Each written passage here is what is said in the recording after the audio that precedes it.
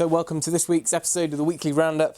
It's a cold night. I'm outside in the workshop, but I thought it was a bit of a change of scenery and a bit more relative to what we're doing than being in the kitchen there.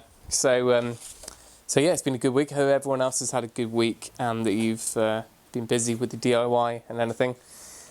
So let's get down to it. So we've had a good week. I'll run you through a few of the things we've got up to, a few small purchases, things like that, and also plans for next week.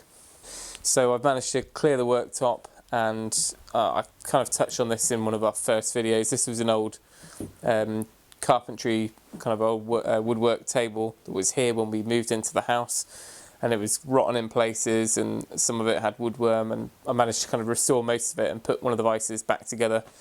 I'll give you a close-up of that in a minute because I'm sure it'll be out of shot here. But I managed to kind of just put a few things up on the wall, just to kind of keep things where they should be and hopefully in one place, and hopefully I'll be able to find things when I need them. Another thing I did when I got out here was I managed to dust off the table saw, which is under here, and I finally got around to building a crosscut sled. That's the first time I've done that, but there's so many tutorials on how to do that it was pretty well explained, and it should really come into handy when we're building things like the windowsills, or I'm milling some of this the bigger timber. Just means I can cross-cut things that I wouldn't be able to do on the miter saw. You know, if they're 12 inches or so, I can do them on here. And also any repeat cuts, any woodworking projects will be handy. So I've still got a little bit of fine-tuning still on that, but that's going to be a really handy addition to the workshop. A few other little projects. This is a kind of wooden rustic frame, and I've got to build a panel to go in here, which is going to be a blackboard. We're going to have that on the end of one of the kitchen units, just to kind of cover up a join between two units, and also just give a functional use at the end of one of those cupboards. So that's one project for this week. We've had our first quote or first information and calculations back on the new boiler, and just to remind you, that's going to be a biomass boiler, and that will get us off oil and also help us by hopefully we'll get the RHI, which is the government incentive to switch onto that fuel source. So there's a lot of details to go into on that. So if we go ahead with it, I'm going to hopefully put together a really interesting series on the boiler and the installation, and why it can be a really good thing to do. Right, back to projects.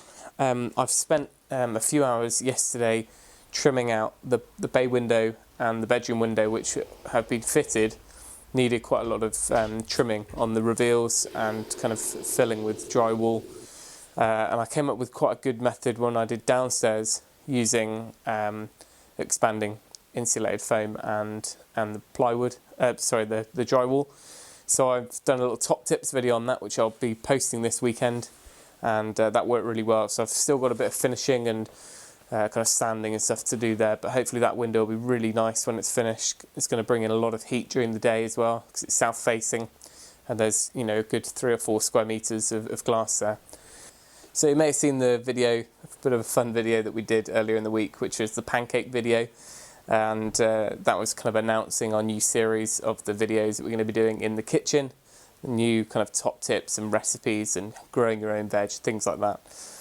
So another project which I've had in the pipeline for a little while now, and I started a few months back, is a bit of a restoration project, and it's of a photo of the house. And when we moved in, I'll give you a close-up of this in a minute. When we moved in to the house, this was sat on one of the kitchen worktops, and there was this and a couple of other kind of artifacts, one of which was the original plans of the house, which were hand-drawn 100 years ago, 110 years ago, and we've got those, and they're literally inch perfect. So that was really nice thing to inherit.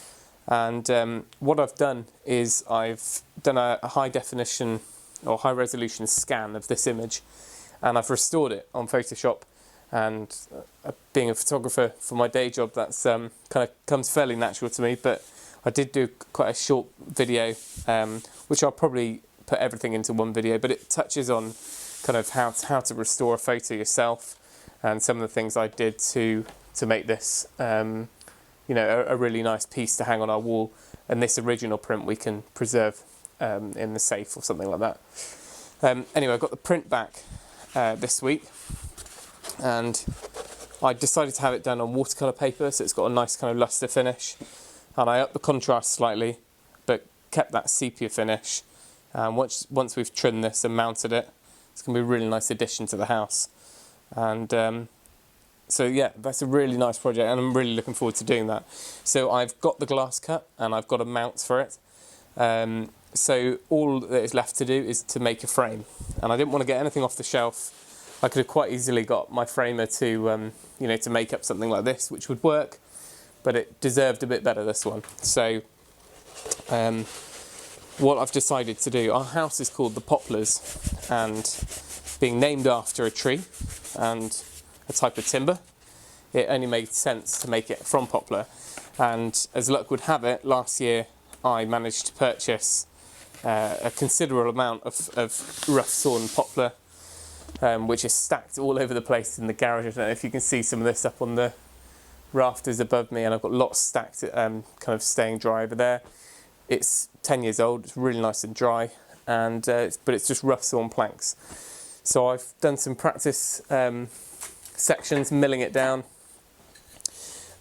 just milling it down on the combination of the bandsaw and the table saw, and actually it's a really, really beautiful wood, and most of them have at least one square edge. So I've got a square edge to work off, and then we can cut our pieces. It's probably sort of, it's about 30mm thick, which is just over an inch. So actually, if you had a planer, this would probably mill down to an inch. However, I finished this with the sander, and actually it's a really even thickness. So I think we should be okay if I pick the right piece of wood. This is a piece here. You know, I took this down from this rough sawn board. So if we pick a nice bit that's not cut or bowed at all, we should be able to mill down a really nice frame. And like I said, it's just a really nice way of preserving a bit of the history of the house. So here's that rough cut timber, and we've literally got about 30 boards of these, and the boards are anywhere between 1 to 2 feet wide, and they're all about 8 foot long. So we've got plenty of this stuff, and it's going to be nice to use around the house. And this is a piece that I've attempted to plane up with the machinery I've got. I kind of resawed it on the bandsaw and squared things up, and finished it with a combination of kind of a hand plane and a random orbital sander. So I think it's going to be good enough for what I need. Eventually we'll try and get a planer thicknesser, and we'll be able to make some more precise timber from it. But for now, it should be a great addition to the workshop and have some things that we can make from it. I've also started doing the final trim in the kitchen, which I'm using this veneered MDF, real oak veneer, and the colour match is almost perfect. This is just off the shelf at B&Q, and I've realised that I can run this through the table saw. This is the plinth, I think it's the plinth, which is going to be a pelmet, is it? Which will be underneath the cupboards, and the only purpose that's serving is to hide the track light or the LED strip, which will be on the back of here. So we don't really need the depth of it. So what I'm going to do is half cut them through the middle on the table saw, and the back of it will be hidden anyway. So I'll have that oak face on both sides, and it means I have to buy half as much. Or I've already bought it, but I'll be taking it back and getting a refund. So that's to be done this week, as will the cornicing of the top of the units if I get a chance.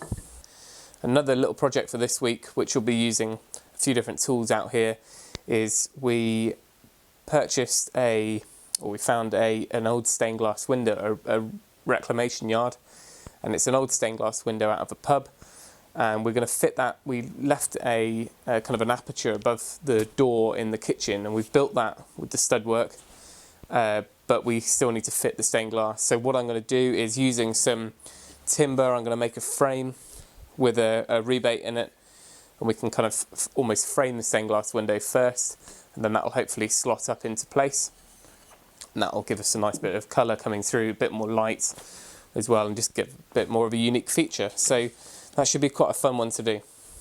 So one thing I forgot to mention is next week we have a video planned which is going to be our top 10 tools and tips for renovating a house.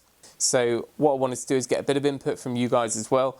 What I'll probably do is put the video together with those kind of top 10 things we've made a list of, and then if any of you have got any recommendations for other people or for us, then we can add them in the comments section below. It might just be a nice idea to see what people have learnt from previous jobs and previous projects, and what is your most useful thing.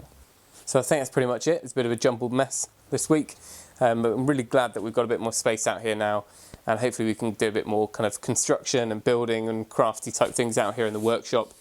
Jo's really busy with curtains still, and she's actually doing them at the moment, but I couldn't persuade her to come out into the cold to talk about them. So that'll have to be next week. I have to try and get a heater in here. But until next week, thanks for watching, and remember, if you can, do it yourself, and we'll see you next time. Thanks for watching.